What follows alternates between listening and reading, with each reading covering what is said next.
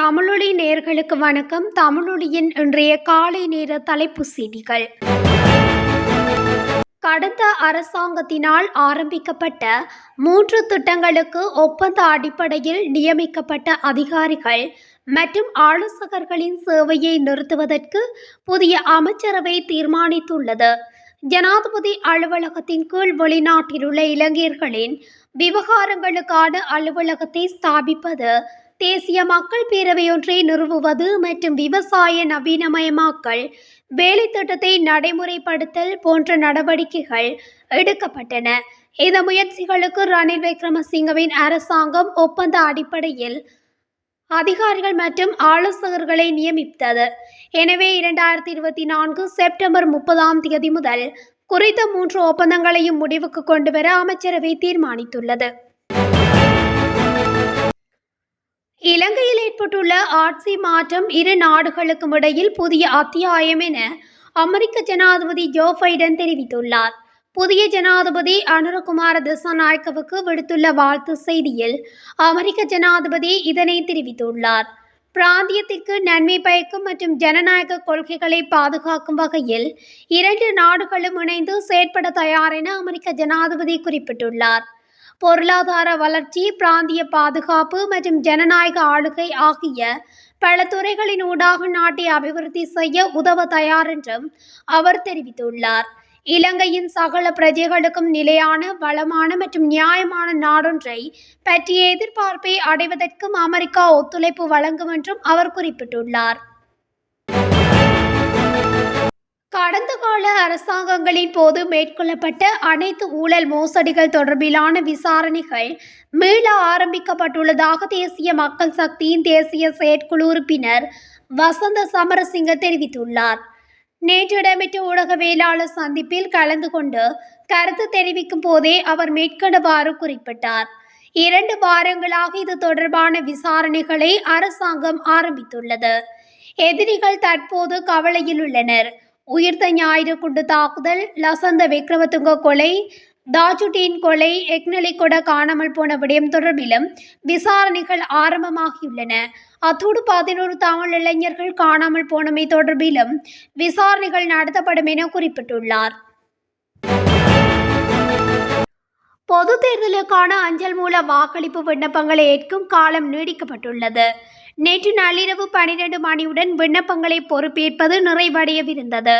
எனினும் அஞ்சல் செயற்பாடுகளில் காணப்பட்ட தாமதம் மற்றும் தேர்தல் ஆணைக்குழுவிடம் முன்வைத்த கோரிக்கைக்கு அமைய 2024 அக்டோபர் 10 நள்ளிரவு 12 மணி வரை விண்ணப்பங்களை ஏற்கும் காலம் நீடிக்கப்பட்டுள்ளதாக தேர்தல்கள் ஆணையாளர் நாயகம் சமன் ஸ்ரீ ரட்நாயக்கா தெரிவித்துள்ளார். இதற்கமைய அன்றைய நாள் நிறைவடைவதற்கு முன்னர் உரிய மாவட்ட செயலாளர் அலுவலகத்தில் அவற்றை ஒப்படைக்குமாறு அவர் அறிவுறுத்தியுள்ளார். இந்நிலையில் எந்தவொரு காரணத்திற்காகவும் குறித்த கால வரையறை மீண்டும் நீடிக்கப்பட மாட்டாது என தேர்தல் ஆணையாளர் நாயகம் சமன் ஸ்ரீ ரட்நாயக்கா மேலும் தெரிவித்துள்ளார்.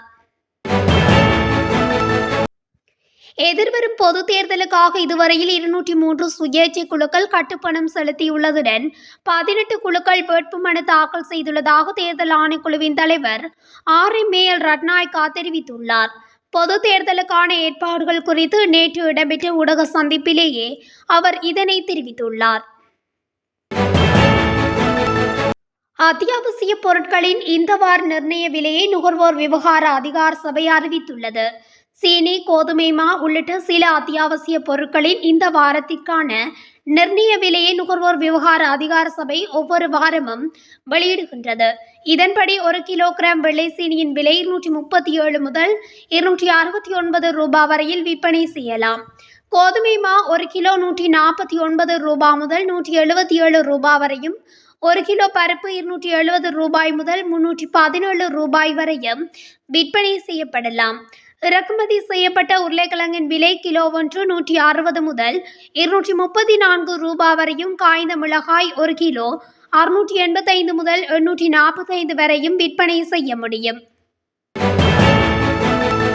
அரசு பாடசாலைகளில் ஆரம்பதர மாணவர்களுக்கான மதிய உணவு வழங்குதல் தற்காலிகமாக நிறுத்தப்பட்டுள்ளதாக வெளியான செய்தி பொய்யானது என கல்வி அமைச்சு தெரிவித்துள்ளது.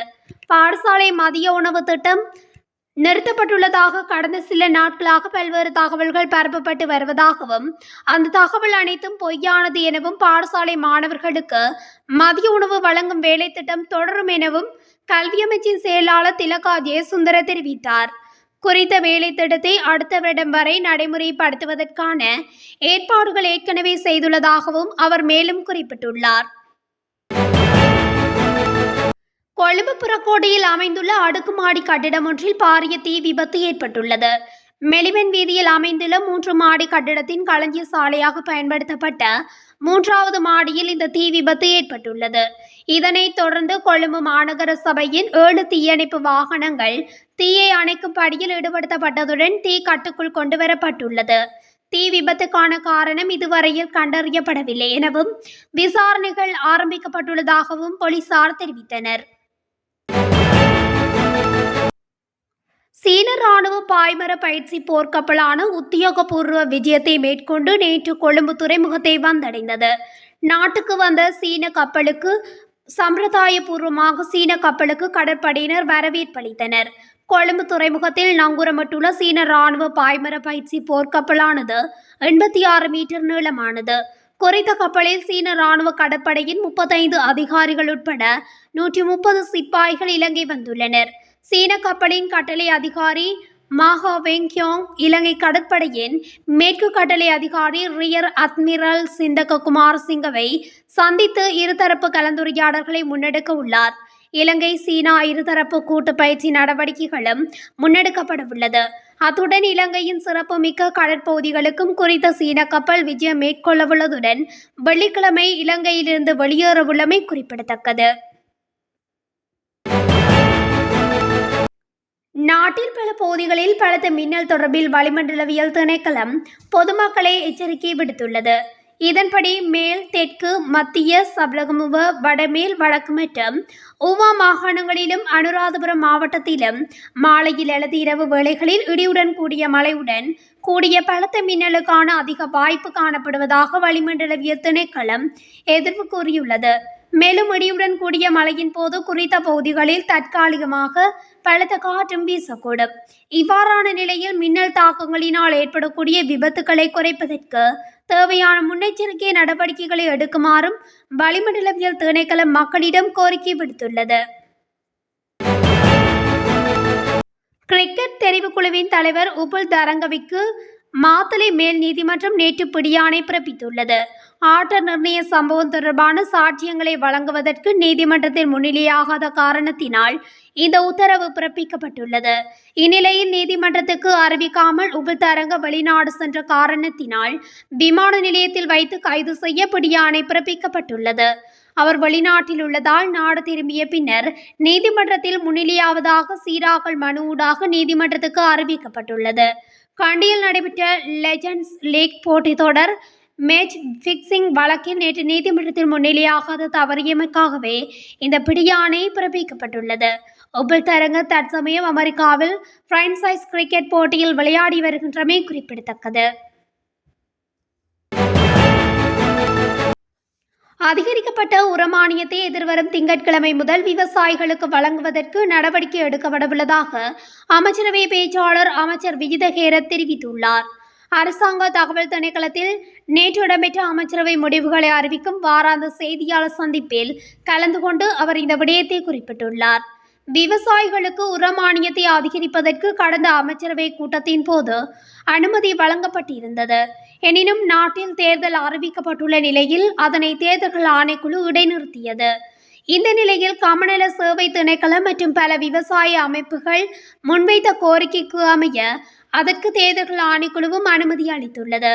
இதற்கமைய ஒரு ஹெக்டேர் நிலப்பரப்புக்கு 10,000 ரூபாயாக வழங்கப்பட்ட உரமானியம் தற்போது 25,000 அதிகரிக்கப்பட்டுள்ளது. இலங்கையில் இந்த வருடத்தின் இதுவரையான காலப்பகுதியில் 40,000க்கும் அதிகமான டெங்கு நோயாளர்கள் பதிவாகியுள்ளதாக தெரிவிக்கப்பட்டுள்ளது. தேசிய டெங்கு கட்டுப்பாடு பிரிவு நேற்று வெளியிட்டுள்ள புள்ளி விபரத்தில் தெரிவிக்கப்பட்டுள்ளது. இதுவரை 19 பேர் உயிரிழந்திருப்பதாகவும் 40,109 டெங்கு நோயாளர்கள் பதிவாகியுள்ளதாகவும் தெரிவிக்கப்பட்டுள்ளது. மேற்கு மாகாணத்தில் அதிக எண்ணிக்கையிலான டெங்கு நோயாளர்கள் பதிவாகியுள்ளனர். மொத்த எண்ணிக்கையில் 42.3% ஆகும். வடமாகாணம் 12% இரண்டாவது அதிக எண்ணிக்கையிலான டெங்கு நோயாளர்கள் பதிவாகியுள்ளனர் மற்றும் மத்திய மாகாணம் 10.3%-உடன் மூன்றாவது இடத்தில் உள்ளது. மேல் மாகாணத்தில் கொழும்பு மாவட்டத்தில் அதிகளவான 10,027 டெங்கு நோயாளர்கள் பதிவாகியுள்ளனர். கம்பகா மாவட்டம் 4,698 டெங்கு நோயாளர்கள் பதிவாகியுள்ளனர். திருகோணமலை உப்புவளி போலீஸ் பிரிவுக்குட்பட்ட பகுதியில் ஆணொருவரின் சடலம் மீட்கப்பட்டுள்ளதாக போலீசார் தெரிவித்துள்ளனர். குறித்த சடலமானது நேற்று காலை மீட்கப்பட்டுள்ளதாக தெரிவிக்கப்படுகின்றது. சம்பவத்தில் திருகோணமலையைச் சேர்ந்த 45 வயதான அமரசிங்க ஆராய்ச்சி லாகி சுமித் என்பவரே இவ்வாறு சடலமாக மீட்கப்பட்டுள்ளார். இத்துடன் தமிழொலியின் இன்றைய காலை நேர தலைப்பு செய்திகள் நிறைவடைகின்றன. தொடர்ச்சியாக செய்திகளை அறிந்து கொள்ள தமிழொலி ஊடகத்துடன் இணைந்திருங்கள். நன்றி, வணக்கம்.